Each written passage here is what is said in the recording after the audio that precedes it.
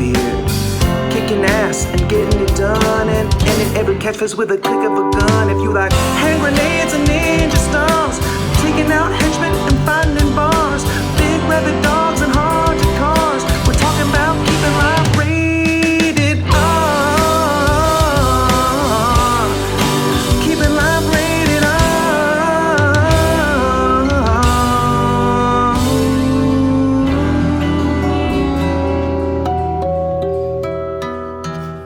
Hey, what's up, horror fans, horror freaks, geeks, nerds, dweebs, turds, basement dwellers, and of course all you mouth breathers out there.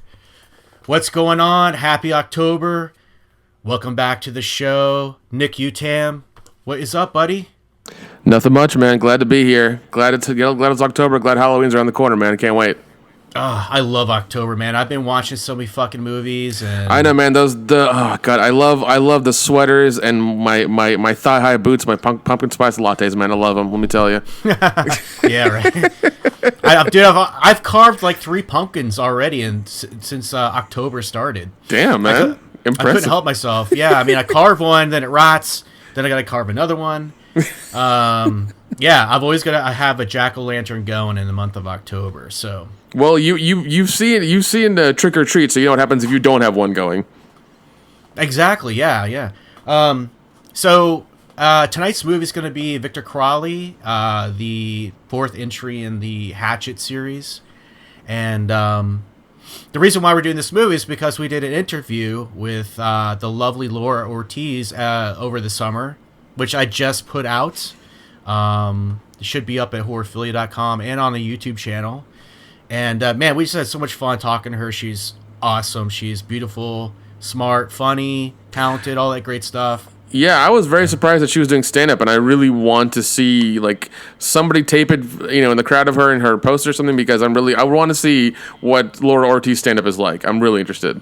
Yeah, honestly, dude, she could just sit up there on the stage for an hour ago, Market Basket, and I'd just probably laugh. That's true. Yeah, she's very charming. But she was really kind to come on the show and do an interview with me and you. And so I was kind of waiting. The reason why it took so long to get it out was because we had just recorded with Melissa Rose and put that online. Then we did the Sleepaway Camp commentary. Then, I was doing some other stuff, and I was kind of like, let's space these out a little bit. And I'd sent her a message on Twitter, and I was like, hey, do you want to, I went out and bought a copy of Victor Crowley. Yeah. And there's a commentary on it that she's on, and I was like, I listened to it, and like, you totally got steamrolled on that. I was like really disappointed because Adam talks a lot. Yeah. And, she kind of got steamrolled. I was like, I really want to hear more from you and laugh at you because you're funny, and I enjoy your commentary. So I was like, listen, if you want an opportunity to say what you didn't get to say on that, you could come on with us and, do a fan commentary together. We'd love to have you back. And she said, yes, I absolutely want to do it. But, I've got a lot of work going on with her project, Heart Baby Eggplants, which got funded, by the way. Oh, yeah. So congratulations on that if you're listening to this, Laura. But, so she got that funded, and so I'm sure they're doing some production work with that. That's being produced by Ari Scope, which is Adam Green's gig. But and then she just had a baby. She finally gave birth to her son, and so I kind of sent a follow up email with her or text via, and I slid into her DMs, as she would say. And I said, hey, we're doing this thing. We want to put out your interview. Do you want to come on? And I didn't hear back. And I was like, that told me that she's got her hands full. Oh, of course, yeah. Baby stuff. And I was like, I'm not going to bother, She doesn't need to be doing this. She's got plenty of stuff to do. So it's like, you know what, Nik, let's just knock this out. And so we are hanging out. And we're going to do Victor Crowley. And should be a lot of fun, man. So are you ready? Yeah, man, I'm good to go. I got it queued up. I'm ready for this. All right, sweet. So we have it queued up. I got the Blu-ray. He's got a file. He downloaded it. We got it queued up right where it says Dark Sky Films, and the graveyard is in the background. And so cue it up with us if you want to follow along. We'll go ahead and count it down in 3, 2, 1, and hit play. And I like this one. I call it Victor on a Plane. There's a lot of plane motif, a lot of plane sets. Oh yeah. That's yeah. But I do like this entry a lot. I think it's a lot of fun. I love that Felicia's got a lot of screen time. I love Laura's got more screen time in it. Go ahead. What were you gonna say? I was gonna say, yeah, this is probably. I think this one they took like even less. They took this one real less like as less serious as they could with the series, and it seemed like they had way more fun with it because it's just like a really fun movie to watch. Because I feel like the last three he was trying to tell like the complete story of Victor Crowley. Now he's just like, okay, we're doing like the Friday 13th thing. Like he's not really dead. We're just gonna keep reviving him until we can't anymore. Yeah, exactly. I mean, it definitely has more of a Friday 6 flavor, like a lot of tongue-in-cheek comedy, type stuff, and that's great. I mean, I enjoyed that. So,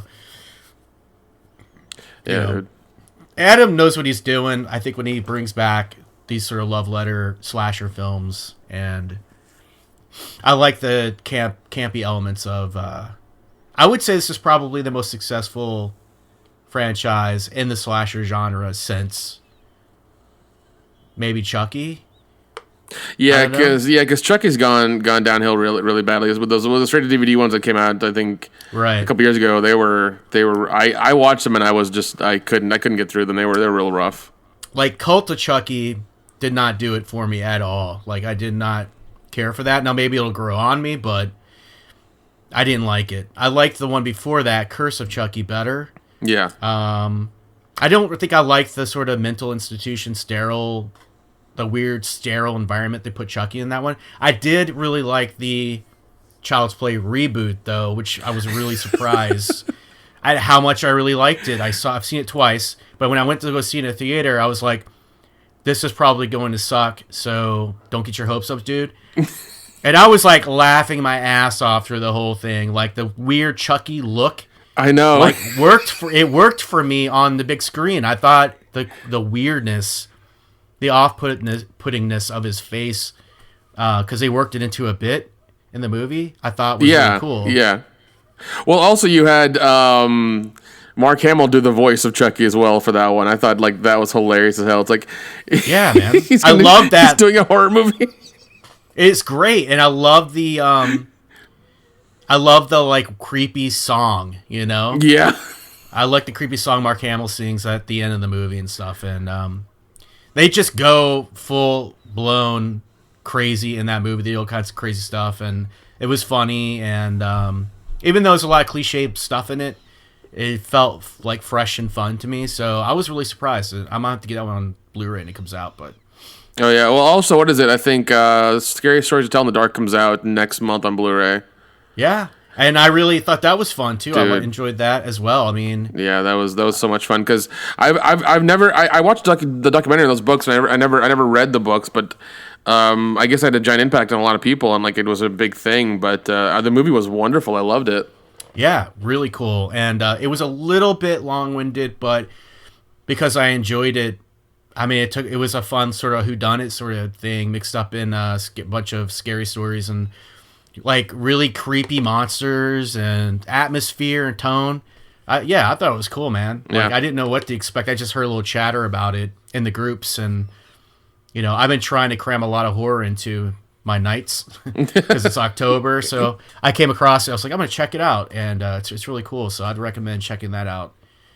Oh, definitely when it drops on online. But so I'm trying to think. I still think the first Hatchet movie is my favorite for some reason. Yeah, me too. Like I remember always. I think I was living in Tennessee at the time, and kanehodder had come to a convention there for the first time. It was like the second horror celebrity I'd ever met in Tennessee. First one was Robert Englund. I met kanehodder, and it was the first time I ever saw him. And he was really cool. And I saw the video. I saw the DVD on his table saying. I was like American Horror or something. It was like something that was really catching. I was like, what is this?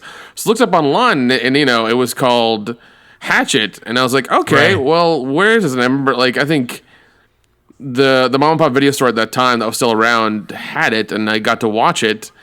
And I was like, this is amazing. This is so much fun. Yeah. Like they're making fun of the tropes. They're having a good time. Like this is ridiculous. Yeah. I think it's just something like, the revival of the American slasher or something like that. Is that what you meant? Yeah. That's what it is. Yeah.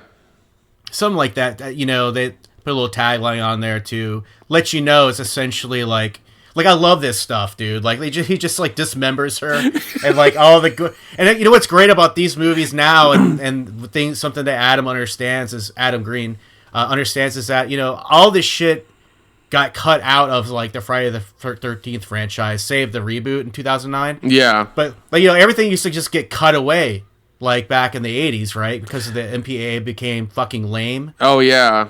So this is nice and gore-filled movies. We get to see everything nice and visceral and detailed. And this is a great scene where she gets dismembered, you know, get the fingers cut off. Oh, dude, it's wonderful. Her leg. And she's just sitting there screaming. And it's just camp. It's just classic campiness, man. I love it. Yeah, dude, I love campy horror movies. They're my favorite. They're fun. They're not taken too seriously. They're a good time to watch. I mean, it's just a good time, man. It's a good time. Oh yeah. Yeah, the campy stuff's my favorite, honestly. You know, I mean, the Saw and Hostel type torture porn stuff, I mean, they're fine, but it doesn't, like, I don't get the same type of enjoyment out of watching those as I do something like this where you can kind of laugh at it, too. I mean, Victor Crowley's like, he's just this big buffoonish, like, mongoloid type character, you know? Yeah. So you almost kind of laugh at him as much as you sort of fear him or whatever. Oh, definitely, yeah. Yeah, he's definitely a horror icon. I've seen some costumes at conventions and stuff that people will actually dress as him and stuff, and it's, you know, when you see things pop up at horror cons consistently, you know that it's part of that pop culture and that culture that people it really resonates with people, and they really dig it. So they're gonna, you know, they just love it. Yeah, it hits the slips into the zeitgeist, as they say. But, yeah. I think it's definitely one of the top franchises in the slasher history. I think it's going to take a little time for it to hit sort of classic status, you know, like the big 4 or 5, you know? Mm-hmm. You know, obviously going to go Freddy, Michael, Jason, you know, Chucky, who else? I don't know. There's other big ones that probably edge it out. Hellraiser. Leprechaun, maybe. I don't know. Leprechaun, that's debatable. Leprechaun's kind of debatable. Yeah. But you know, you might think of that for, you know, Army of Evil Dead. Evil Dead, you know, those might probably fall in line before it, just because they're grandfathered in, you know. But Yeah. Give it time, you know, a decade or two, these will be classics too. I guarantee it. Oh, definitely. But yeah, man, fucking Victor Crowley. I think we just decided to do this one because I've done Hatchet. I think I did the first Hatchet. Me and Zach and Wizel did a commentary for Hatchet. And then we were talking about what to do for Laura Ortiz's companion commentary to the interview. And I think we were maybe going to do Hills Have Eyes, but then you said Victor Crowley. I was like, that makes sense because she's got a lot of screen time and that she got a lot to do. Yeah. What's that horror anthology movie she did? That's a lot of fun. Oh, that Adam Green worked on, and Joe Lynch and Chillerama. Yeah, Chillerama. I love that. I remember I watched it at the Knoxville Horror Film Festival when it first came out. I think they had the first screening of it before anybody else did, and I watched it there. And I fucking loved it, man. Like, they were giving out posters and shit like that. I think I still have mine somewhere, but I loved it. I was like, this is great. I mean, some of the segments are, you know, meh, but I mean, that's the way with any anthology. But as soon as I saw it, and I saw her like being like cute in her dress and everything, and like, you know, I was like, damn, man, how could you not love her? How could you not love her and want her? You know? Oh, exactly. She's gorgeous, but yeah, her little Bobby socks, her outfit. Like, I love that the whole wraparound story of that thing is like in a drive-in movie, you know? Like, you can't go wrong with that either. Yeah, dude, I love that, man. It was such a fun movie. All the things were hilarious. I mean, it was just a damn good time. Mm-hmm.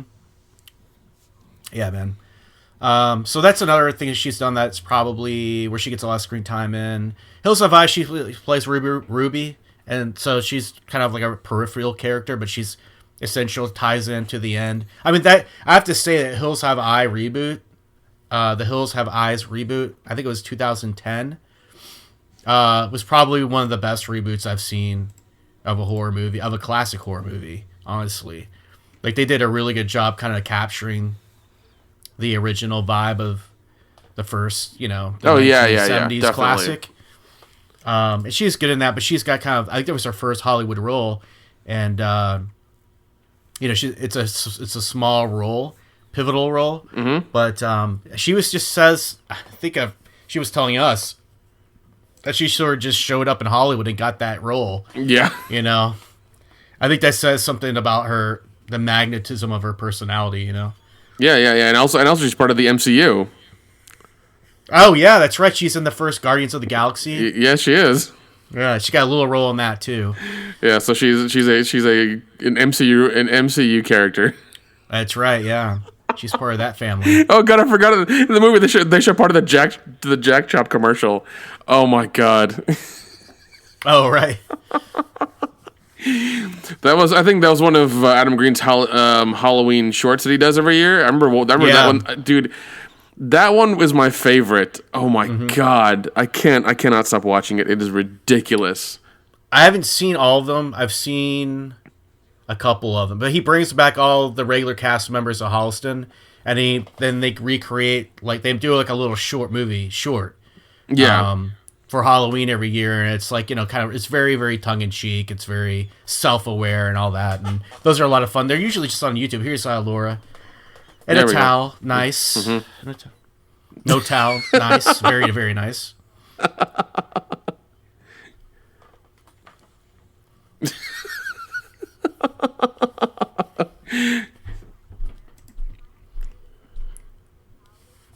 I should have turned the subtitles on. I forgot.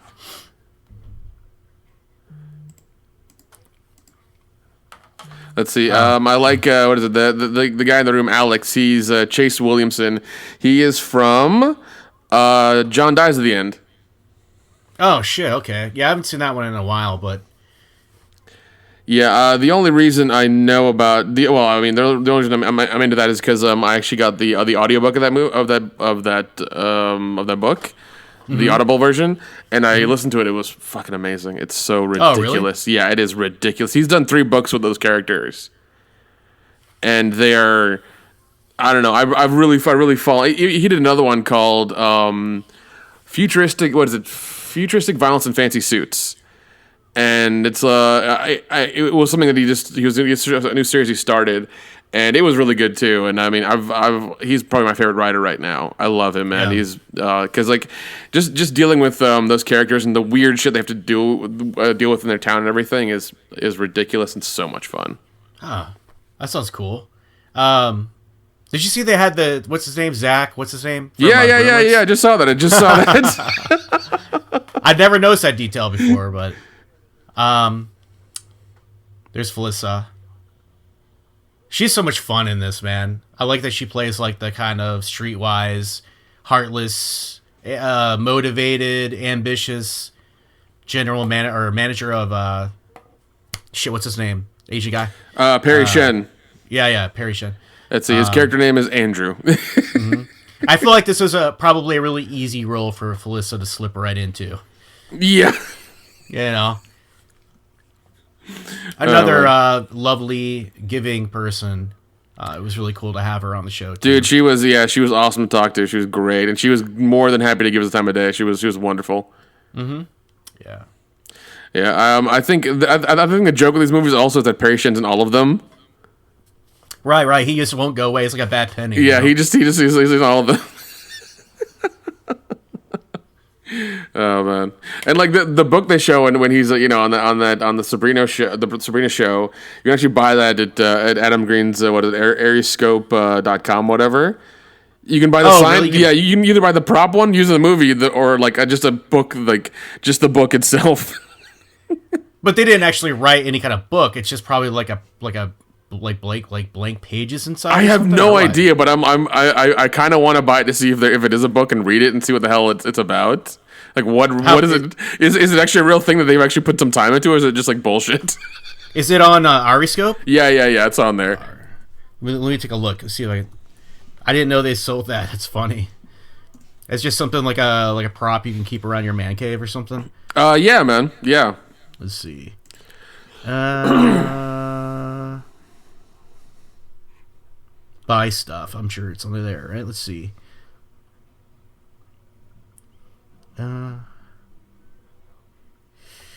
I Survivor, a novel, as seen in Victor Crowley, $20. It's on sale. All copies are ordered from ariscope.com. Come autographed by co-author and Hatchet creator Adam Green. Autograph will be inscribed on the first inside page of the book.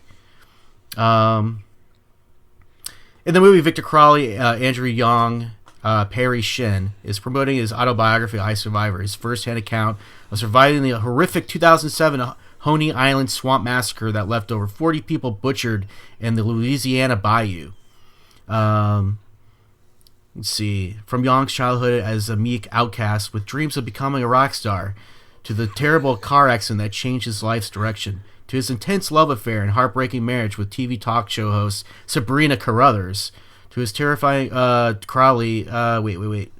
his terrifying near-death encounter with legendary Victor Crowley, to defending his life in the trial of the century. I Survivor reveals all the shocking, gruesome, and heartbreaking details of Young's life that you didn't see in the Hatchet films. It's an actual book they fucking wrote. Yeah, soft cover, 304 pages. Dude, I kind of want to buy this. Oh, dude, they even have the audiobook version. Oh, Jesus, that's insane. I don't know, man. I might have to buy this. This is ridiculous. Dude, I'll buy this for you for Christmas. Right? Oh, okay, yeah. then we can review it on the show or something. I'm down with that, man. I'm down with that. They have a Hatchet comic, which is cool.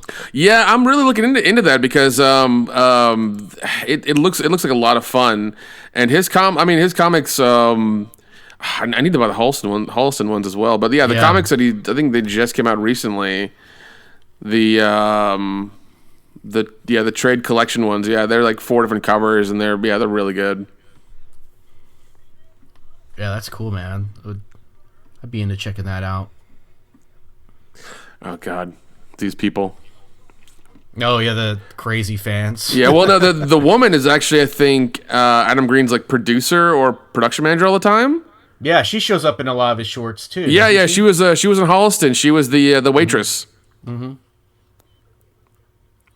It's funny. It's funny, but like she looks like that role so well.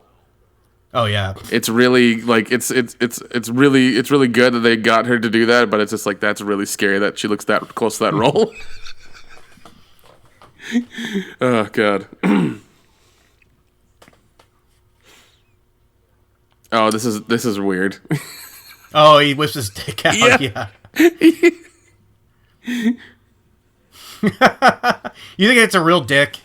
You think it's really his dick? It looks real as fuck. I'm gonna say yes. I'm gonna say yes. Oh God. You just saw his nuts shift in his sack. Oh my God, dude. That looks like a fucking old fat guy's dick too. Oh God.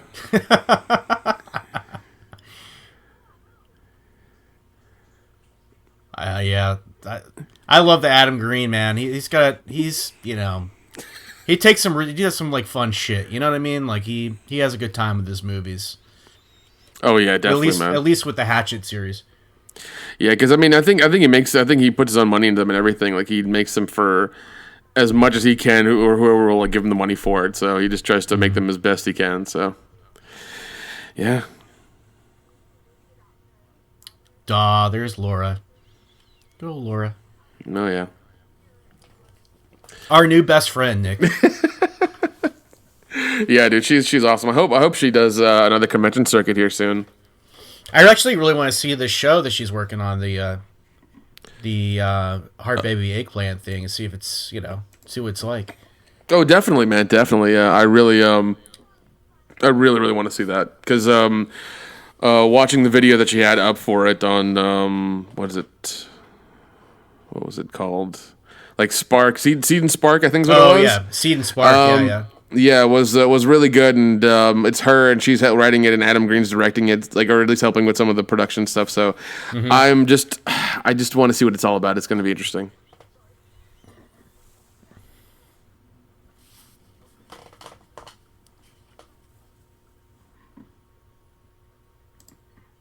So we talked a little bit about Chuck Serino wants to come on the show and talk.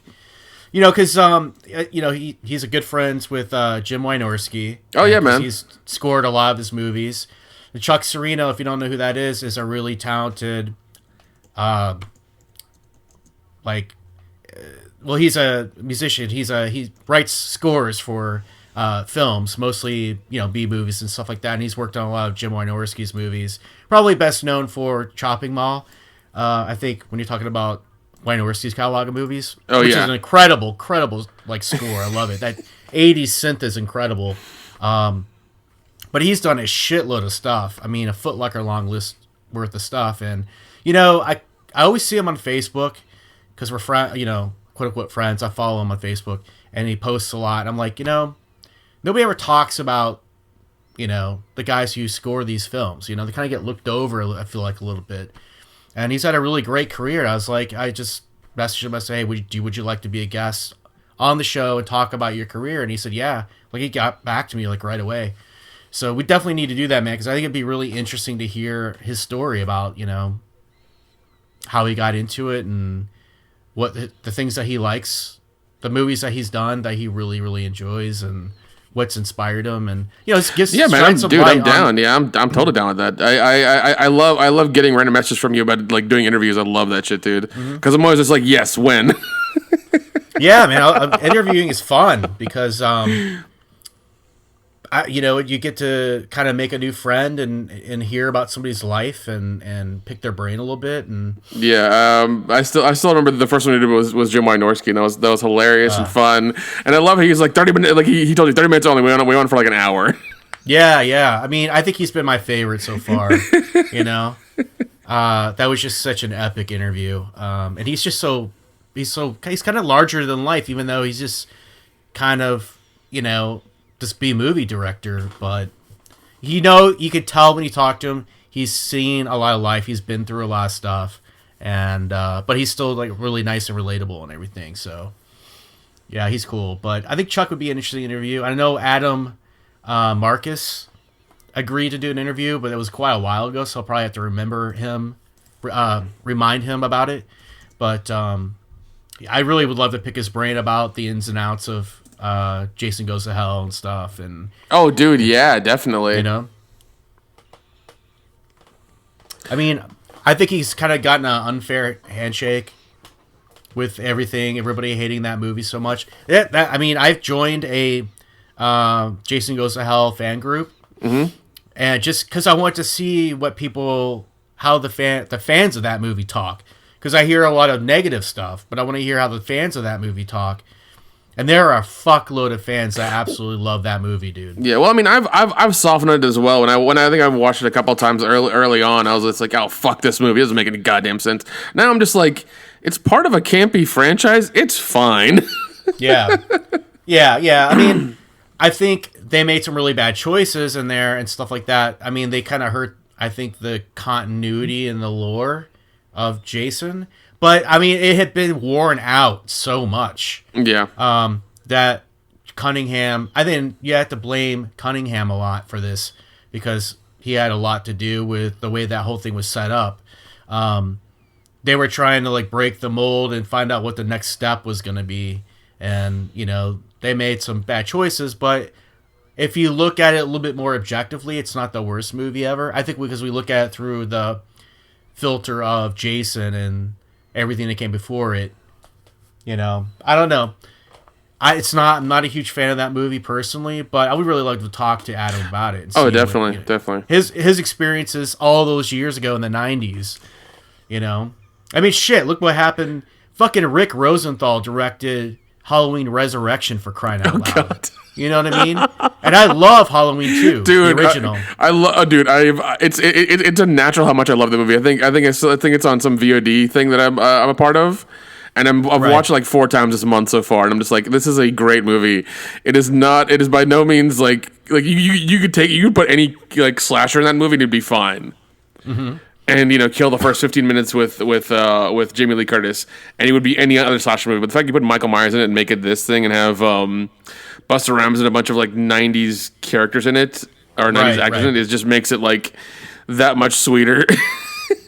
Yeah, it's just so bizarre. Like, they really were trying to give it a modern facelift with all the technology and the internets and all that, and yeah, it just really bombed so bad that it killed the franchise for quite a while. But me and Eric Harrison from the Death Witch, we did a commentary for that. I think it was when did we do that? I don't think it was October.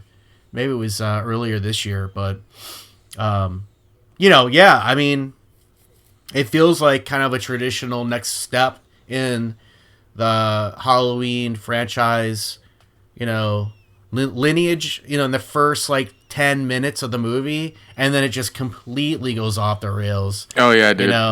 It's trick or treat, motherfucker. I mean, oh god, I love that so much. And then Dangertainment, like what is right? What buzzwords or what buzzword book are you pulling these from? Oh my god, it's so bad. But I mean, I can watch the movie and enjoy it more than I can watch Jason Goes to Hell and enjoy that, honestly. Yeah. But I don't know why. But yeah, I mean, it really smacked down the franchise there for a while until Rob Zombie brought it back. But what was I gonna say? There's a lot of chatter going on right now about the next Halloween movie, which is going to be taking it back to Haddonfield Memorial Hospital, and I'm kind of excited for that, but also kind of scratching my head, going, are they just doing that to essentially make a reboot of Halloween 2, which they supposedly canceled, or this is like a new timeline, or is it just a fan service, or is it like it's a brand new timeline? And like I remember somebody posted something somewhere like where it was like the multiple timelines of Michael Myers. I was just like, shit, you're not kidding. It's a big fucking tree. Yeah, I was just like, you're not kidding about that, man. Well, I have a really good friend. Her name's Nicole, and she had never seen any of the Halloween movies before, and we've been doing a walkthrough of the franchise. Yeah, and it's been really interesting to try to explain to her, like, how everything worked out the way it did, Yeah. And so, and surprisingly, her favorite so far, she's not like a big horror dork or anything like that. She's just a friend of mine. Mm-hmm. I thought about starting a new segment on the show called Nicole's Never Seen It. Dude, that'd be awesome. That'd be great. Yeah, because it'd be fun to get a fresh person's perspective on things. And so far, her favorite one, we've made it up to the first Rob Zombie. So her favorite one is the Rob Zombie reboot. Okay. Because she likes it's got more action, it's more gore. We all tend to look at the first Halloween as like this brilliant movie, which it is, but it's very much a time capsule. And it's very slow and it's methodical, and it's more about this stalking of the boogeyman and all that kind of thing, right? It's a mood, it's a tone. Yeah, it is. And that's and it kind of is the template for every slasher movie that's come after that. I mean, after that was Friday the 13th in 80 or 81, I forget. God, I'm so bad at this. Right. And that followed that, and then after that you had The Burning, which was kind of the same thing, but not really, but also in that camp setting, but follow that whole like stalking thing as well. Right. So it was a template for that genre, the slasher genre of film. Like that's kind of where it started. And you try to explain that to somebody in their 20s, but they don't give a shit. Yeah, they don't. They're like, just show me the money, So she was really like, she thought the Rob Zombie reboot was like way more like giving you something, like giving you entertainment from one scene to the next. Whereas we see all these abominations because it shifted away from John Carpenter's vision and what made Halloween creepy and what made The Shape creepy and all that. She was just like, yeah, this is fun to watch. Like the other one was boring. So, I mean, she didn't hate it, but she was like, when's something going to happen, So, yeah, it's interesting to see, where they're going to take these next two movies, Halloween Kills, Halloween Ends. I'm thinking it's going to be more of the same kind of thing. A lot of fan service, Yeah, because because like the 2018 one, like I was happy to see it, but then like when I watched it, I was like, man, this is not that good. I was kind of disappointed, and I was just like, Dude. Yeah, it was a lot of honey dicking, like because like that's one thing I've noticed Yeah. that they do with a lot of horror movies, that they'll reboot or like be, oh, you know what, we fucked up the first time. We got Carpenter back, we got Jamie Lee Curtis back, the guy who was in the costume before who can barely walk, who's 75 years old, we got him back in the costume. Like, why? Right. He is old. Oh, Why is dude, he back in the costume? You can't see his face. I really think that they brought him back really to give a consultation to the new guy. Yeah. Let's show, because they nailed the shape. I really like the shape. Was really good in that movie. But one of the things they really got right was that I felt like it was Michael Myers. I felt like they had Nick Castle show James G. Courtney like how to move, how to embody the shape. Yeah, definitely. But they're like, what we should do? Let's like put the mask on him and throw him in the window for a scene, and then we can really market the fuck out of this. You know what I mean?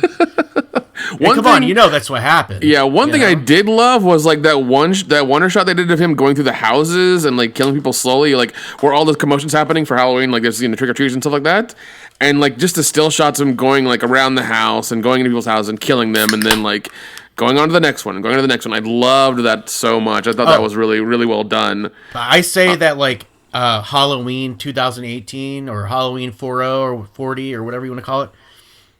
It's a movie within a movie. It's a short movie within a movie. Like the rest of the movie sucks ass, but that one really long take where Michael's finally back in the neighborhood and he gets the hammer, he goes through the house, he's killing people. That really long take they do, yeah, fucking awesome. Like, yeah, it was perfect. But it's like when we went to go see it in the theater, we were like, yeah, that was pretty good. And then each subsequent watch after that, I'm like, oh no. Like I just started going, oh my God, the writing in this movie is absolutely horrible, And look, you watch Halloween 4, you watch Halloween 5, it's not fucking Shakespeare, you know what I'm saying? It's corny as well. Mm-hmm, yeah.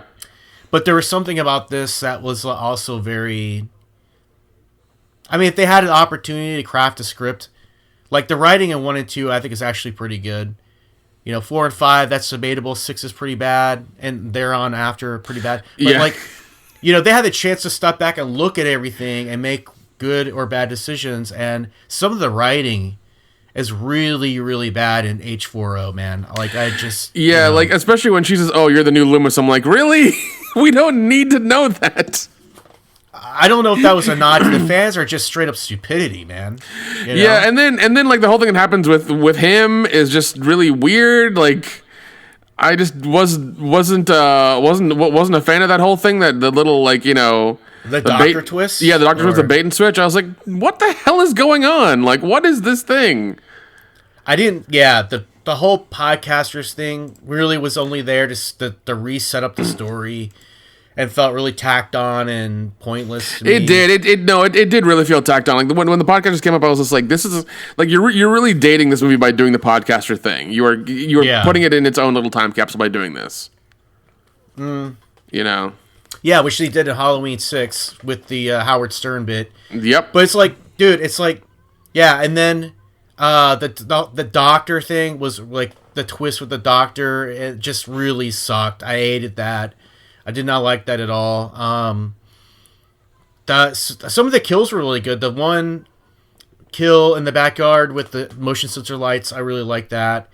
And of course, the movie within the movie moments with the hammer and all that good stuff, I like that. Oh yeah, the other one I liked was like the cop's head is a lantern in the cop car. Yeah. I was like, holy shit. Yeah, that was good too. The movie has these really awesome moments, but they don't outshine the stuff I don't like. Like how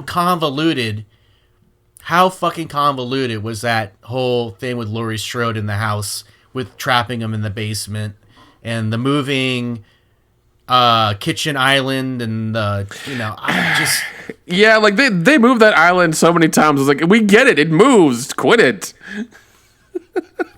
And the weird thing with the peanut butter on the dick, and it just because like that guy was a lot of plays too. I was like, is he retarded? Did they just let him on set to just kind of be there? What's up with him? That was not. Yeah, it didn't feel like it fit or it was just a weird tonal shift. That must have been a Danny McBride thing or something. Yeah, know, yeah, and also like the granddaughter, like some of her parts with her friends didn't make sense. Like, why are you showing this stuff? Right. You know, because it's not really about her. It's more about Jamie Lee Curtis and her struggle with this guy coming out and like being transferred and him being free.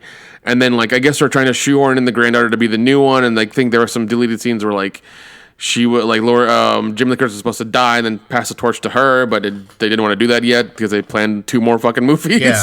Yeah. Like the ending was really weak. Like they trapped him in the basement and then they just, like in fucking Texas Chainsaw Massacre style, hop in the back of a car and, like, it just ends abruptly, you know? It's just, I didn't like the ending at all. Every time I rewatch it, it just becomes more cringy to me to watch. Yeah. So, I don't know why that is, but I just feel like it was a disappointment. I did get the initial thrill of watching. I think it's hard when you watch something a franchise you love so much, and you're finally seeing it again on the big screen. Yeah. And you're like, I think something clicks in your brain where you're like, you're just so happy to see the shape on the screen again, or here's John Carpenter's score that everything gets filtered through like I'm being thrilled phase. Yeah. It's at like theater, like this thing's in the theater again. I wasn't old enough to see it back then, and I'm getting to see this thing now. It's awesome. And then once you watch it again and like again in the theater or watch it on DVD or VOD or whatever, then you're just like, shit, this is not that good. Oh yeah, I mean, it's bad, man. Like I've watched it like 6 or 7 times. Yeah, I remember you saying that. You're watching it like I think every week or every couple of weeks. Yeah, because I was like fascinated with it because I want to understand like why is this not good all of a sudden? Like how come I enjoyed it in the theater and now every time I watch it, it gets worse and worse? Well, because you notice more things and your brain works out more things that you didn't see the first time you saw it. And so when you look at it more objectively, you go, this movie actually sucks, you know? Yeah. And, it's weird. When I watch Halloween 4, I don't feel that way, you know? Even though, like, the mask is horrible in that movie, I still enjoy it as a movie. It hangs together better. But, I don't know. Maybe, kills and ends could be really good. I mean, I'll still go see them. Oh, yeah. We'll still go see them. Look, here's the thing, man. It's like, I don't absolutely hate Halloween 40, you know? Yeah. I don't hate it, but I just keep, like, shaking my head going, like, why'd they do that? Like, that's really dumb, you know? Yeah, I mean, that's why I'm just like not a fan of the reboots anymore of these older franchises. It's just like it's like I'm sure somebody's written something that's way better for now than those things were like just try something new, try making a new franchise. Yeah, like Adam Green was able to make this. I mean, granted, it's following a template for sure. Oh yeah, but he put his own stamp on it. And he did it with love. Oh, 100%. And you can feel that in it. You know what I mean? It's not a big corporate studio reboot. This is what all the numbers we crunch tells us. This will make us the most money on this fucking thing. Yeah, definitely. Dude, these next couple of months are gonna be fucking whack. With all the Star Wars shit that's going to be coming out. Oh, my God. I mean, it's just starting to ramp up now. Oh, God, man. And then, dude, just imagine, it's going to be going it's going to be going until easily probably February or March, the insanity of Rise of Skywalker is going to be the blowout. It's like watching something die publicly. It's gonna be like a public hanging, like a. Well, I mean, you've been keeping up with the stuff. You kind of see what's going on, like just in general. I mean, the trailer's getting released Monday the 21st. October 21st, okay? During halftime for Monday Night Football, and that's when they're letting people buy tickets. I've never heard of that in my life. And, like, we didn't even get a proper trailer until now. Like, what is it? 3 months out? Yeah, 3 months out we're getting a trailer. It should have been 6 months. It should have been 8. It should have been 9 months, really, getting a teaser. But even the teaser we had for it was just like, all the movies put together, and then the last 90 seconds, last 90 seconds, last 30 seconds were just dude. That was such a beta move, beta as fuck. And then they just dropped the poster. The poster is beta as fuck. Yeah, dude, it's Why don't they just get Drew Struzan back and pay him some money to do a fucking awesome Star Wars poster? Is the least you can do to help. Because they have to do everything their way and the way they want to. They don't want to do things like the old George Lucas way. It's like, listen, just because he did it doesn't mean it was bad and doesn't mean it was good. It just means that it was proper and it was better. Like that guy made amazing posters, iconic posters. Like you see them, you can see them without the name and know what they are. Hell, you can see them without people's faces even, and you know what they are. You know? Yeah, absolutely. Yeah, I mean, it just has it has a vibration about it. You instantly recognize, and you're like, I want to see this fucking movie. You know what I mean? Like look at what it did for fucking Masters of the Universe, for crying out loud. You know? Oh, jeez, yeah, man. But no, it's gonna be a fucking shit show. I'm actually of the opinion that I hope they make all the worst decisions and it completely. Dude. It just train wrecks, because it's like, let's just see this thing end in a blaze of glory. And I mean, I've given up any hope that it'll be good. Just fucking let it, if it's gonna die a horrible death, let it be the worst possible thing. You know what I mean? Yeah, they're gonna bring back Palpatine. Yeah. They're gonna retrofit it. They're gonna go back and change everything, change all the lore. Everything's not gonna make any sense anymore. They're gonna completely ruin it. You know what I mean? And I'm all for it. I'm gonna sit back and watch it and eat my popcorn and enjoy dude, it, that's why I'm hoping. That's why I'm hoping for the time travel rumor to be true. I want it to really happen, because it will be so ridiculous and so insane. Mm-hmm. That I'm just going to drunkenly laugh in the theater and be like, wow, they really did it. They really did it. Yeah. I think that's really the only way that... These are the mental gymnastics I have to do to enjoy anything Star Wars anymore. It's like, I have to just expect the absolute worst and, enjoy it. You know what I mean? And I mean, if you have to do mental gymnastics to enjoy a movie, that's bullshit. It should just be... Not dumb to understand, but at least anybody who's watching for the first time should be able to get the story really easily. But dude, I mean, as far as the films go that Disney is making, it's over. They ruined it. It's done. They'd have to take 10 years off and try again later with a completely different team in order for me to get on board with anything. Now, Mandalorian, the Favreau-Filoni team up, that I still can look at and go, okay, maybe this is going to be something that's not going to completely disappoint me. It could be good. Yeah. But the movies, and especially the sequel trilogy, I mean, for me, all that's just dead already. It's dead weight. I'm just waiting to see how it ends, Yeah, and I've talked to more and more people who have watched Last Jedi, who are just like, man, this was really bad, and they were fans. Now they're not fans. They're not looking forward to the new one. And these are random people that I've met. Yeah, and who don't know about the fandom menace or what's going on and all the deeper stuff that's been happening. They're just normal people who are just who used to love Star Wars and are just like, man, that last one was really shitty. I'm just like, oh, okay. So it's not just me. It's not just us. People feel that way about it in general. Yeah, I mean, it's really sad, dude. But I'm past the grieving process. I'm already in the acceptance phase. Yeah, so that's why I'm going. That's why I'm just gonna sit there with hysterical laughter, watching them ruin everything. Watch them ruin Lando. Watch them desperately try to reconfigure this thing in a way that will make them the most money. Yeah. And then we can all just sort of wave goodbye to Kathleen Kennedy, and go holy shit, what the fuck were they thinking, Yeah. But, did you watch that, the Doomcock video where he responded to Freddie Prinze Jr.? No, I haven't yet. Oh my God, dude.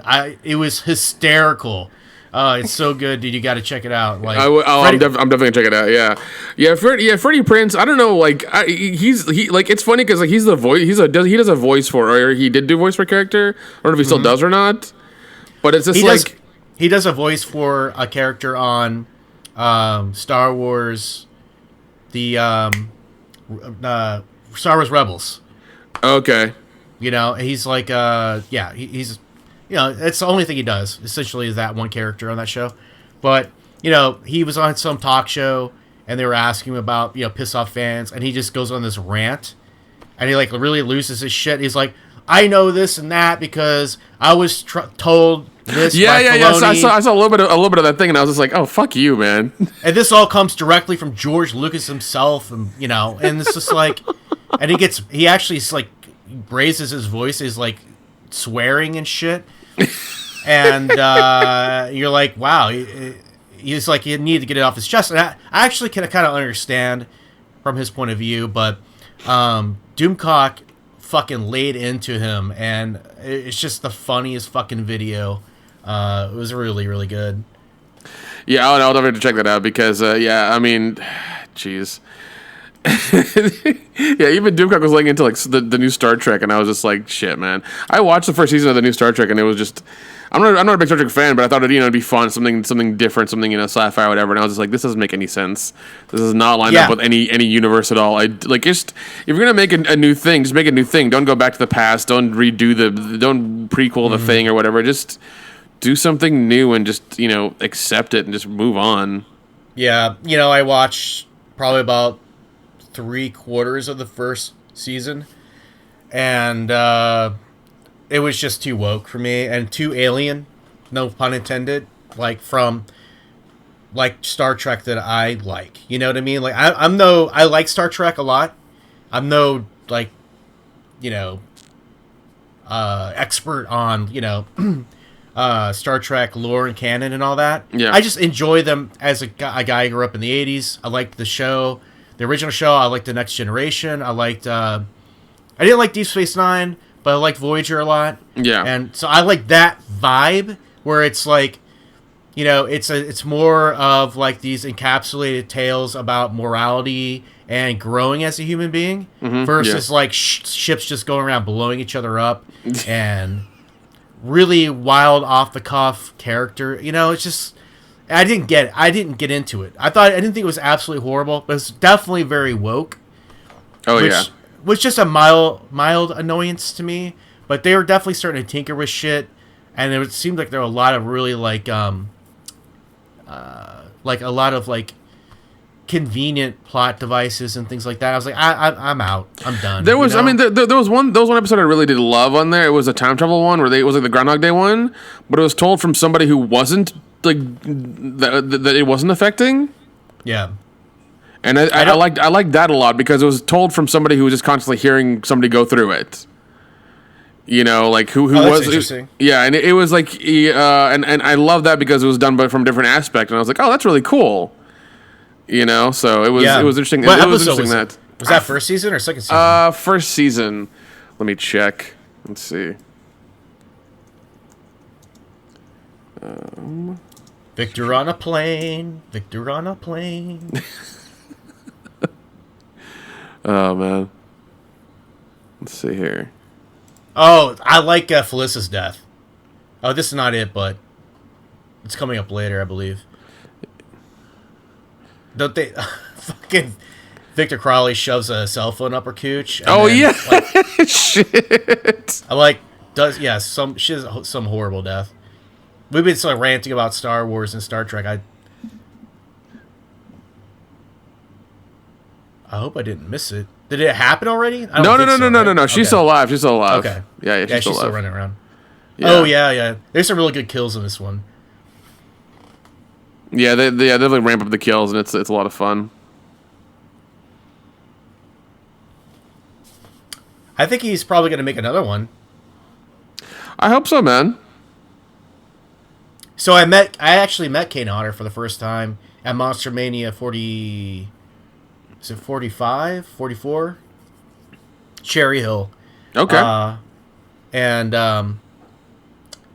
because I missed him the last time I went to Monster Mania because it was a long line and it was just the opportunity to present itself, whatever. And so this time I was like, all right, I'm going to get in line. I'm going to wait. And it really wasn't too bad, but so I got a photo. I got Jason Takes Manhattan photo got signed. Nice. And it was really cool. He a really nice guy. He didn't like manhandle me or anything like that. He just kind of like he had an incident where I think something happened recently where he did that, and somebody I think passed out or something and just wasn't used to it, so he just doesn't do that anymore. Or he might ask. Yeah, he might. I think he asks now. It's like, hey, can I put my hands around you? And then he'll do it. But like, I think he just did it to somebody because like he's done it for so long, and like people usually know that this is what he does. And I think he surprised somebody, and it just was like a thing. And I'm just like, it's Kane. I know. Like, I'm sure it was some pussified soy boy or something. But anyway. So he just threw his arm around my shoulders, and then he gave me just like a little, like, he just tugged a little bit on my neck a little bit, Yeah. But anyway, it's funny because I was by myself, and so he signed a photo. I said, hey man, I just want to say thank you. And he's like, oh, for what? I was like, oh, thank you for all your work and stuff in the horror genre, and I love all the Friday movies and all that stuff. He's like, oh, thanks. And then I was like, it's right at that moment, Tony Todd stood up and he came over because Tony Todd's table was catty corner. Yeah. And I'm not like a Candyman fan, like at all. So yeah. I could care less, whatever. So, but he came over and I turned to Tony Todd. I was like, hey, can you take a picture of us? And I handed him my phone. And he's like, man, I don't know if I should be like insulted right now. And I was like, and I just look at Kane. I was like, you can take a picture, right? He's like, yeah. He's like, all right, man. So then so if you see pictures of me and Kane together, Tony Todd actually took those pictures of us. And Kane, the fact that I just totally dissed Tony Todd, like Kane was just like laughing his ass off about that, and it was just a cool little moment. And then he gave him a firm handshake and went on my merry way. But it was a cool little moment, something a little extra special. I've never been. Look, Hatchet, Tony Todd's in this franchise. I like the guy, but I'm not gonna get his autograph. I'm not really a big fan of his or anything. Yeah. I think you have to be a big Candyman fan to really kind of seek him out. But he's still a person, and he's got hands and fingers. I think, he's like, hey, dude, do you mind taking this picture of us? Yeah, and he could have declined. He could have entirely declined. No, he was actually really. He was just giving me shit. But he was really nice. He was really nice about it. I don't think he was upset, but I think the fact that I did that, like Kane thought that was really funny, and he got a good chuckle out of it. So, yeah, it was funny. Oh yeah, I know they're already getting stuff set up for Days of the Dead here in Atlanta, and I think we have Danielle Harris coming down. We have Doug Jones. We have Steve Guttenberg. Oh, the Goots. Yeah, which I've heard stories about him and why he doesn't do movies and conventions anymore. So, yeah, I've heard that he likes banging too many fans or something. No, he starts asking, like he'll get a signature from you or whatever, and they'll start asking for like, hey, do you know New York can get some Coke? Oh no, really? Yeah, yeah. Oh yeah, John Cusack's supposed to come down as well. So that should be fun. Yeah. Usually I go to Monster Mania and then Chillerfest is really close to here, and that's actually a pretty popular little con. But I'm looking at the guest list, man, and there really ain't nobody there for me. Like, when they start adding less and less and less horror icons and more like, oh, here's so and so from Happy Days or from Love Boat. I'm like, I don't want to meet, some third rank fucking character from Love Boat, I want to meet give me somebody in here I could actually get an autograph from. Yeah, definitely. Well, I think what it is that like a friend of mine who has been doing the conventions for 10 years or 15 years or however long it's been around, he's even said that like they're dying. And it's just that's true. Yeah, and it's kind of like, oh, I see that now with them getting like awkward, like weird people like John Cusack and things who have done like horror-esque things. It's just like, oh, okay, I see what you're talking about now with like them dying. I was like, yeah, I get it. Yeah, but there's still a lot of Jasons alive. You know what I mean? Very true, very, very true. Yeah, there's plenty of like peripheral characters from those Jason flicks that I would love to meet. You know what? You know who I would love to meet is the first counselors from Friday the 13th Part 1. I want them to do a convention. Yeah, dude, that would be great. I mean, I've never seen Adrienne King come out. And I've seen her once, and she sells her wine at her table whenever she does it. I would totally buy like 3 bottles of her wine. I really would. I would, keep like one, for the vault, and then I'd probably drink the other 2. Yeah. On Halloween night or something. Okay, all right. Oh, dude. Yeah, she's died. Felicity Rosa died. Yeah. Boom! Oh, shit. Oh, shit. Yeah, the cell phone through the cooch, out the mouth. Yeah, that's awesome. I love that. That's so classic. And then Laura pukes on the window. That's great. Oh god, that's awesome. Yeah, that's a great death. You've got Rock and Chalk up there, don't you? I've never been to that one. Where's that at? Is it New Jersey? I think so. Let's see. So Monster Mania's down in Cherry Hill, which is near the shore, and then Chiller Fest is up here near where I live in Parsippany. It's only about 15 minutes away, but I haven't heard of that one. Yeah, it's let's see, DCU Center and Worcester Paladin. Let's see, Rock and Shock. Yeah, it's in New Jersey. It's in Cherry Hill for sure. I'm pretty sure about that. Yeah, that's up there. What do you say the other one was? Not Chiller, but Monster Mania. Monster Mania. Okay. Yeah, they do 2. They do one in New Jersey, which is the Chiller Fest. I mean, Cherry Hill, and then they do the other one, I think, in Maryland. So they do 2 really close. They're not too far away from each other, but it's kind of a pain in the ass for me to get down there, and it's expensive. Yeah. I have to rent a hotel room and all this stuff. So I usually just go to the one, but I know Monster Mania is probably one of the bigger conventions on the East Coast. And, definitely. I went to like the Hellraiser panel, which I was a little disappointed by, honestly. Yeah. But I did get to hear like what's his name? The fucking writer. Clive Barker. Clive Barker, he talked, and that was cool, and Doug Bradley was there, and I mean, the Cenobites were all there, but Clive Barker, he came in, said his thing, interesting, he leaves, and then the fucking panel, the Cenobites, led by Doug Bradley. Yeah. Honestly, dude, I was fucking bored, man. I was like, because like when the fucking Robert Englund gets up there and he had all the final girls from the other movies. Yeah. That was fun. Like that was like they really knew how to bring it. But these guys, they're not used to doing conventions a lot. Like Doug Bradley is, but the other people weren't. Yeah. So it was just kind of like really like mumbly voices and in a British accent and just like going. Say something interesting, please. Like, come on. But it's just when they just talk about how much fun they had on the set. It's like you're not telling me anything interesting. Like, come on. Yeah, that's no fun. That's just no fun. So no, yeah, I was a little disappointed by that, but it. Yeah, Robert Englund is always animated regardless. He's animated at his table. Like he's like if you meet him at his table and get something signed, he's fucking amazing.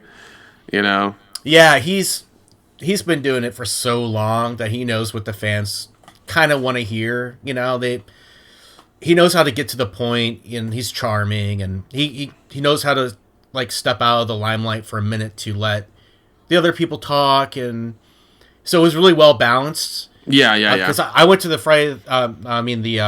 Nightmare on Elm Street panel 2 years ago, and that was really good. That was a really good one. So. They had like Tuesday Night and a couple of the other girls. The one from Floor, Dream Masters. Okay, yeah. And it was cool because they were all sharing memories and stuff, and it was a little bit more like, I don't know, they had their shit together. But the Hellraiser thing was disappointing because it seemed like there was so much deep shit they could have got into about that franchise and didn't. It's like they were like finding these Cenobites and dusting them off and being like, all right, talk about Hellraiser, the shit that happened like 30 fucking years ago. Yeah. And they're like, let me think back to, that few weeks we shot back in 1980, whatever. Jeez. Yeah, all those hardcore drugs, man. That'll do it to you. I guess, yeah. Cocaine's a hell of a drug. I hear they're bringing Charles Cyphers back for the next Halloween movie. Him, and the chick that plays Lindsay. Oh shit! Yeah, she's coming back too. It's confirmed because she's been posting photos of her on set. So nice. I did get to meet the girl that was it Annie from the first movie. Oh, Annie Brackett. Yeah, I got to meet. She's my favorite character from the first Halloween movie. Like, I fucking love her whole thing in the house with like the dog and like the butter on her shirt and everything. I couldn't. Oh god, I love that part so much. And I got to meet her and talk to her, and she was wonderful and everything. She's like, hey, I'm here in Atlanta. Where's a good place to go eat? I was like, oh, like what do you want? It's like, oh, go to this restaurant, go to this area. It's really cool. They got a lot of nice non-corporate restaurants there. Go check them out and have a good time. So she was really cool to talk to. Oh, that's cool. Yeah. Annie Brackett, sheriff's daughter. She's actually kind of had a more personality than fucking Lori did in the original movie. She did. Man? Yeah, she did. And also what is it? Michael Myers. PJ Souls, yeah, she was there. Also, Michael Myers' sister, who was in the first movie, like half naked, she was there too. Oh right, yeah. But she was like. She was like, she's obviously older and just dressed very like conservatively, and she was very quiet and everything. But no, she was cool too, man. She wanted to talk and everything, and I think it was like cool. her first convention in a while or like whatever, and she just was having a good time. So yeah, it was good. That's awesome, dude. Yeah, that might be like a rare treat, Like I don't think she's probably like a regular HorrorCon goer, so getting an autograph might be a good idea. Yeah. Actually, well, what I did is I have the poster. I have a Halloween poster. It's not a brand new one or anything. It's a preprint, but I've had everybody sign it from John Carpenter to Jamie Lee Curtis. Oh, cool! So like the classic pumpkin with a knife. Yeah. I've had everybody I could sign it whenever I think Jamie Lee Curtis was at Horror Hound in Indianapolis, and that was like the 35th year or whatever. They're doing the anniversary of it, and then she came out to do the thing. Mm-hmm. I stood in line for hours, like that Saturday to get like the sheriff and then like the daughter and then like everybody else was there as well. I was like, shit, man, let me get everybody. And the last two people were Annie and Michael Myers' sister and PJ Souls. Were those the three last ones I had to get that weekend. I was done. That was a smart move, man. Good for you. Like that's I would like to have that too. I thought about like starting like a big poster, get them all to sign them, kind of thing. I did that. I did that when I first started doing conventions, like 15 years ago, and then it just became kind of expensive. There are a couple that I'm really proud of. I did get the Revenge of the Nerds one signed by all those guys. Oh, that's happening here at Chillerfest. Really? They were having a Nerds reunion, yeah. Dude, those guys are fucking awesome to talk to. Holy shit. Oh, yeah? Holy shit. I met that was the first convention, second convention I ever did. It was like Fandom Fest in Kentucky or something. Right. Which those conventions are, another story in itself. Right. But they were all there, and I had a poster, I had them all sign it, and I talked to everybody. It was so much fun. Because they all had stories, even like Wormser. I asked him, I was like, hey man, you were really young when this was happening. Like how do they treat you? Like, were you treated like as like the little kid? Were you shit on or whatever? He's like, no man, they broke me out of class when I was in school, and we rode around town and did dumb shit. I'm like, that's awesome. Dude, I think like Revenge of the Nerds might have been the first movie I ever saw pussy in, honestly. If it was just Bush, but yeah, dude, definitely. I mean, that was such an epic moment for me in my childhood. Like, that movie, like, I love those types of movies. Like Meatballs 3 and all that shit, like... Shit, dude. Titties and, coming of age stuff, like, when it was really good, Yeah. Revenge of the Nerds, amazing movie. You guys did, like, a, were you on the one that World Class Bullshitters did the commentary for? Yeah, I was on there, dude. Yeah, because, I mean, I love those movies. The first two, the last two are... kind of just like done for TV. That was so much fun. I'm like, do Revenge of the Nerds 2, like Nerds in Paradise. That's Oh, fun. dude, I do like that one a lot. And I think one of these big T-shirt companies like had the hot what is it hot coral Essex shirt, like hot oral sex one. They had that and the line, I was like, God, I need to get that shirt. Yeah, I mean, they're gonna be at Chiller next weekend, so I'm trying to decide if I still want to go. I mean, honestly, I would, because those guys, like, just hearing them talk to them for the little bit that they're there for, yeah, is worth it, because they barely do conventions together, and because like the one I went to was probably like 15 years ago, honestly. Yeah, because I know there was like Lamar and Booger definitely there. There's like 5 of them, No, it's all of them. It's Robert Carradine, Julia Montgomery, Donald Gribb, Animal, Curtis Armstrong, Larry B. Scott, Andrew Cassie, which is Wormser, Brian Tochi, and then you have Timothy Busfield, who was the violin dude. I forget his fucking name. Nice. But yeah, they're all going to be there. Also, God, you have a Thing reunion. Shit, I'm jealous.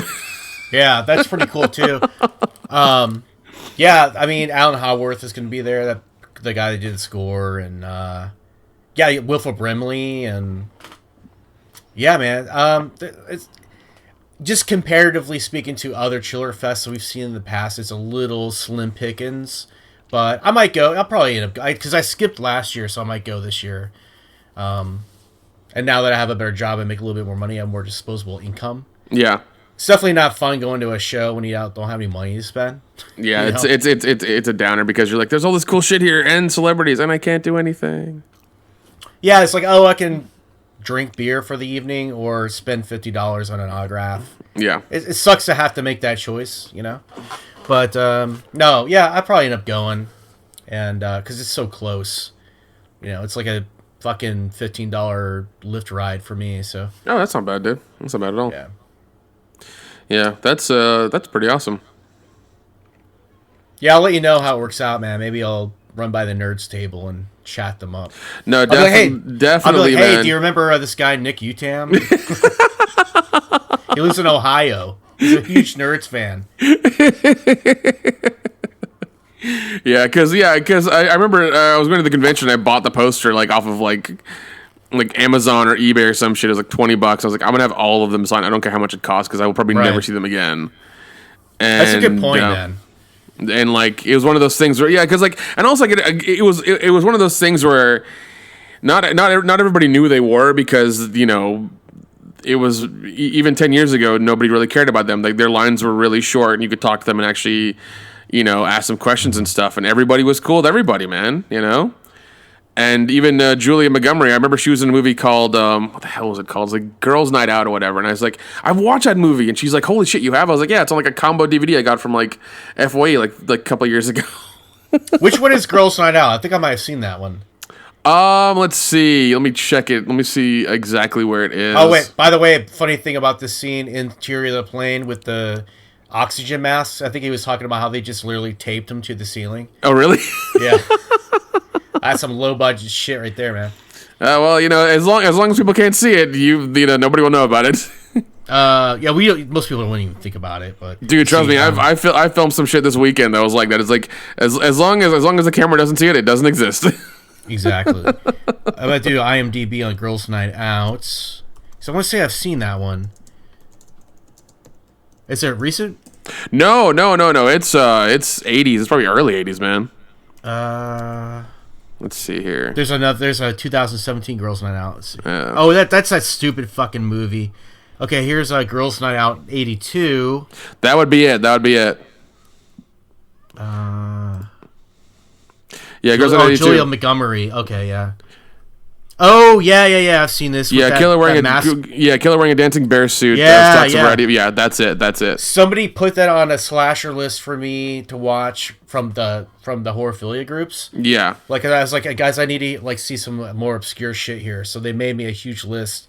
This was on it, and I saw it, and it was pretty good. It's unfortunately kind of forgetful, but it's not bad, But the mascot and everything like that.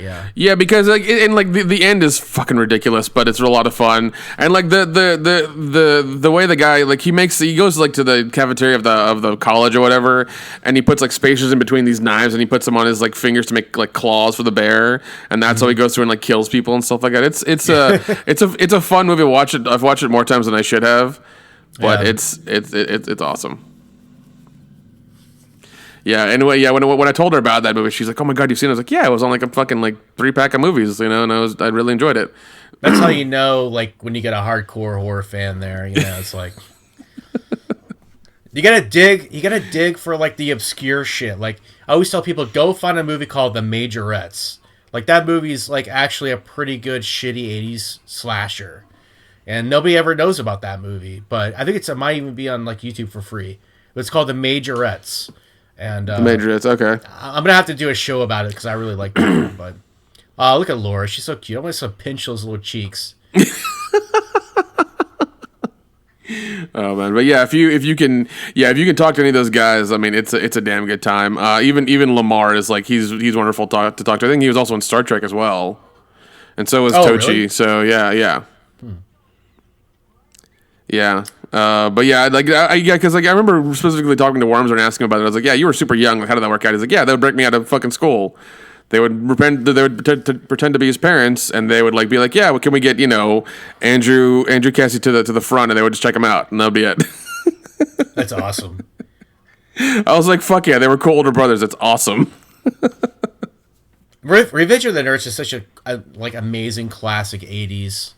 Dude, it is so fucking good, and like I mean, there is no way you could make that now. No, absolutely way. not, dude. I mean, it's game over. I'm like American Pie, kind of did it, and I mean, I think American Pie you could make because I mean, honestly, there's nothing like bad about American Pie that they did. I mean, it's just it's just about dudes who want to get laid before prom. Like it's not like they're like roofing girls or shit like that. Like they have varying like tactics. That's true. Yeah. They have varying tactics, and they all fumble, and don't work. But none of them is actually like videotaping chicks that are naked and yeah. I mean, there's one thing with the webcam, which I mean that would be kind of funny to do nowadays, especially with like the way streaming works. It'd be hilarious. Dude, I think this whole PC's, woke culture thing is going to shatter, and then all that's going to come back around and become popular again because it's going to be sort of ironically, it's going to be sort of like an ironic sort of comedy thing to do. To be like, oh, like, fuck being woke. We're going to make money off not being woke. So guess what? We're gonna make these movies, and then they're gonna do everything under your sun. Did you hear about Netflix and what they're doing with their stand up now? Please tell. They're all of a sudden there's an article who came out on Bloomberg, a reliable source, that said that Netflix is going to not go so hard into their stand up comedy all of a sudden. Because they're having a clash of interest, aren't they? Yeah, it's like everybody's watching. Well, I mean, I don't see what the problem is. Like everybody's watching Dave Chappelle that you paid him for, and everybody wants to watch it. You're making money, but you're mad at it. They can't reconcile the fact that they have these agendas, and then they're putting out specials that are pissing people off.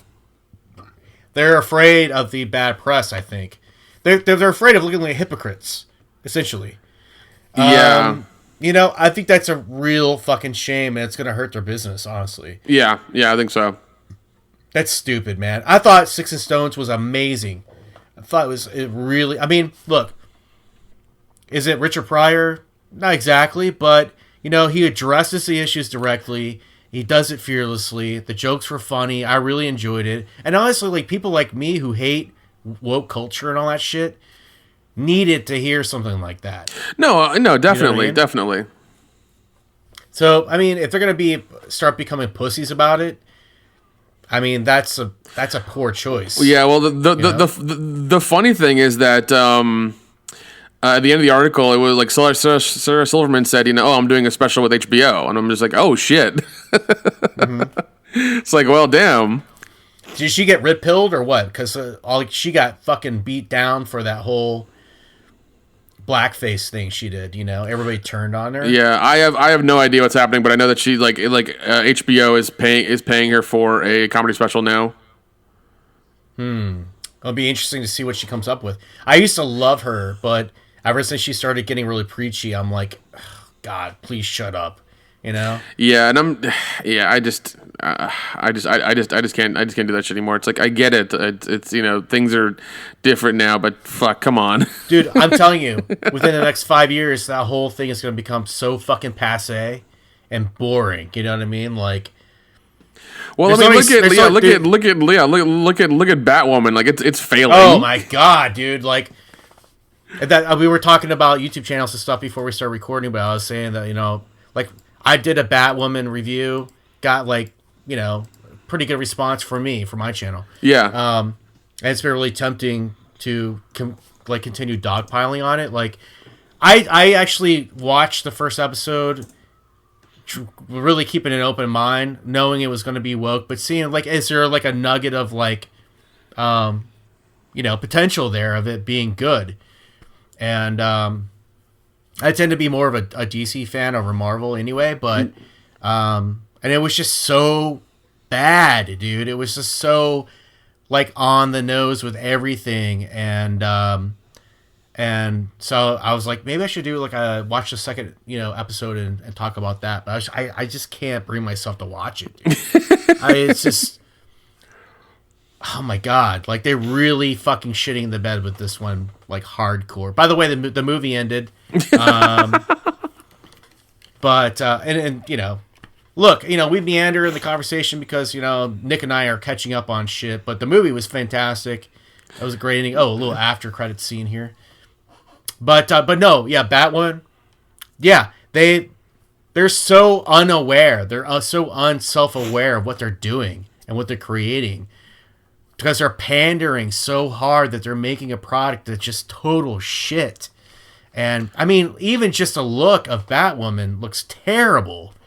It's like, dude, just call her Batgirl. It rolls off the tongue easier, Give us some Barbara Gordon action. I don't care if she's gay. It doesn't matter. But you don't have to have a 1 minute long makeout scene in the first fucking episode. You know what I mean? Yeah. Just say, hey, my girlfriend, and then be done with it, We all understand that. We understand that. It's like we've never seen a fucking lesbian before. You know what I mean? It's like maybe they're trying to make it appealing to other lesbian teenage girls who want to see girls making out on screen. Okay, I can kind of understand that. Fine, whatever. But a lot of people have said, you want to make a product for a wide range of people if you want it to be successful. It just seems like they've really done the algebra on this thing and did it wrong. You know what I mean? It just doesn't look good. It's really cliche, but then also really on the nose with all the wokeness, and it's just yeah, it's so bad. It might be fun to report on it just as a constant sort of watching a tragedy happen, watching a train wreck happen. Yeah, it's like with each car that crashes and explodes, it's another thing to report on or something. But I don't know, man. Did you watch the first episode? I haven't yet. I haven't. Oh, they have to squeeze in Danielle Harris in here. Yeah, they did. So whenever they do Victor Crowley Part 4 or some shit like that, she'll be in it again. Yeah, right. Yeah, I'm sure in her position, she's just, I got to keep the next movie coming. You know what I mean? Yeah, yeah. I know she's been saying a lot of shit about coming back for the new Halloween movies. Well, no, she wants to, but they don't want to let her in. I'm just like, why not? Fucking do it. Just go for broke. Who gives a shit? Make her a mom or something. Yeah, just do something, man. Come on, yeah. Yeah. At this point, you're already pandering to the fans and doing fan service and member berries anyway, so might as well just throw her in there too. Yeah. Give her a cameo as a teacher or as a nurse. Anything, man. Anything. Yeah. What they recreate the Nurse Jill scene with the the scalpel in the back, but they did it with Jamie Lee or something. It'd be kind of funny or something, Yeah. But all right, well there you go. There's Victor Crowley. I guess we talked about the movie a little bit in and out, but when you get two nerds together to talk about horror, what are you gonna do? You know, That's true. You just gotta roll with it, and man, it just flew by, man. It's always so much fun to hang out with you. Yeah, man. Always a good time. You're so busy, and I'm busy, and whenever we can like coordinate our schedules to get together and talk about a fun ass horror movie, it's a win. So, I guess we should rank this. I guess I don't know. Let's see. I usually do out of 10, so I would say this is probably like an 8 for me. 8 out of 10 because it's fun, it's campy, great kills. You got Felissa Rose and Laura Ortiz deliver great performances. They find a way to not make it boring, you know? Yeah. It's constantly going. It's constantly, moving along.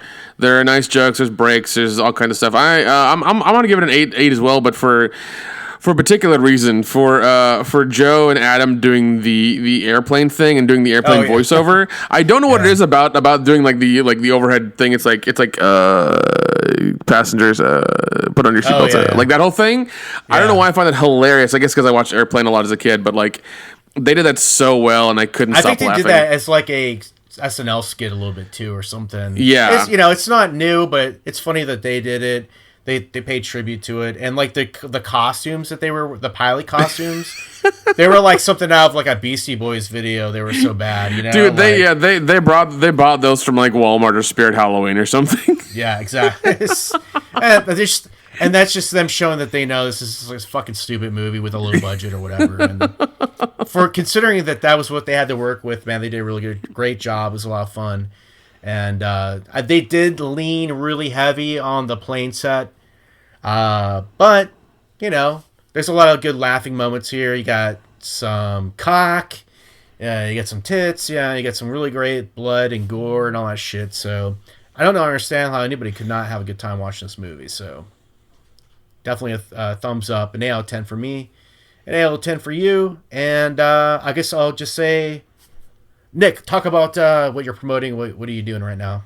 So what I'm doing right now is I have my own YouTube channel called Real Independent Productions, Real with 2 E's because film pun. And what I do is I mainly do every Friday we do something called Scary Drunk, where me and my co-host Scotty Wheeler we'll usually watch hopefully an independent horror movie and talk about it for anywhere between 30 minutes to an hour.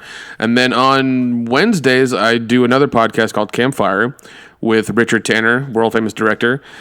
And we talk about Are You Afraid of the Dark episodes. And also, we're going to talk about the current ones that have come out as well very soon.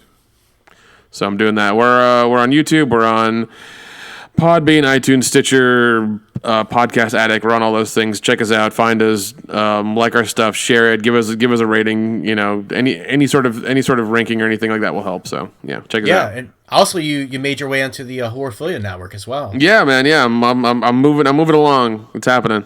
Yeah, you're part of the family now. So yeah, that's awesome, dude. I'm glad you're with us, and all great stuff. And then of course, R-Rated Horror Commentary Podcast is now part of the R-Rated Show on YouTube. Go over to my channel, subscribe, and if you're listening to this on the YouTube channel, please hit the like button, or you can say dislike, and leave a comment below. Let us know what you think.